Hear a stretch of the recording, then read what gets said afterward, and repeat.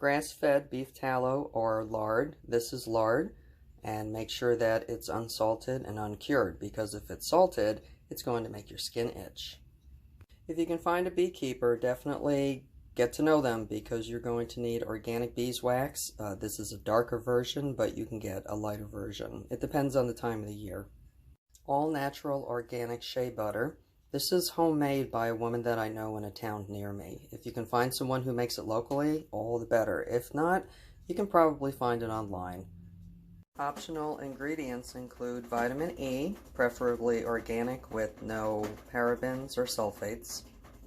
Also optional is essential oil, something like lavender, but nothing sweet that will attract bugs. A plastic mold, like a soap mold. This is just a cheap plastic soap mold that I got from a local craft store, but it could be anything, any preference that you might have. It doesn't make any difference. Just something to hold the form. A cooling rack so that your mold will cool much faster.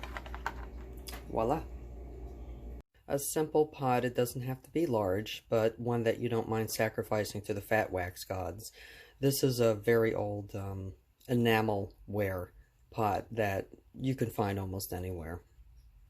My tools of destruction are a tablespoon, a serrated knife in case the beef tallow or lard is frozen. It doesn't matter if it's frozen or if it's defrosted.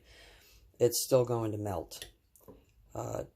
Flathead screwdriver and a hammer in order to break off chunks of the beeswax. Make sure you have plenty of paper towels for the cleanup.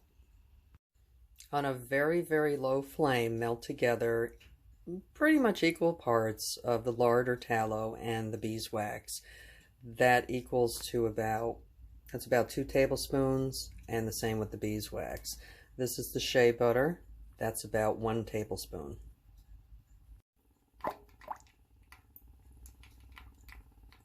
This is a very important part of the process. Let it sit and cool for a while.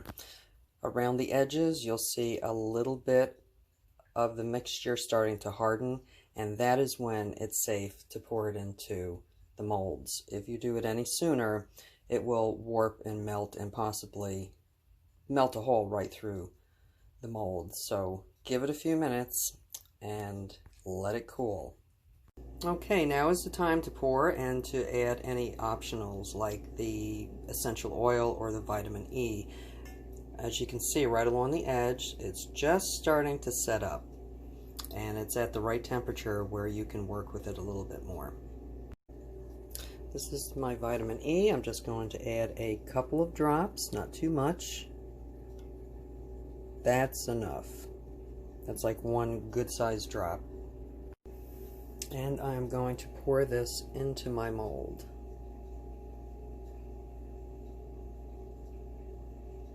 Fill it all the way to the top. And this is enough for 2 cakes.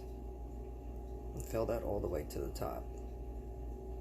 Now the first thing you want to do is get your paper towels and wipe that out. And if you can't get it out, put it back on the stove on a very low flame to melt it so that you can get it out. And now is the time to add some essential oils. Just a few drops. You don't want too many. Just to give it a nice smell. And this happens to be lavender.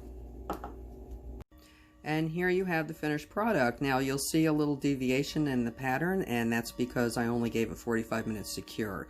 And when I pulled it out of the mold, a little bit of it stayed behind, but that doesn't affect the cake itself. I would safely give it an hour or longer to completely cure. If it's in a mold this large, anything smaller, it would come out a lot sooner, probably within an hour.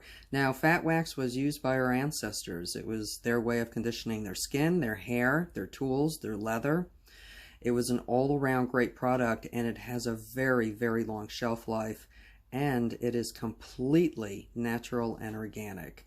I use it as an all-over body lotion, and it also helps inhibit rust on metal.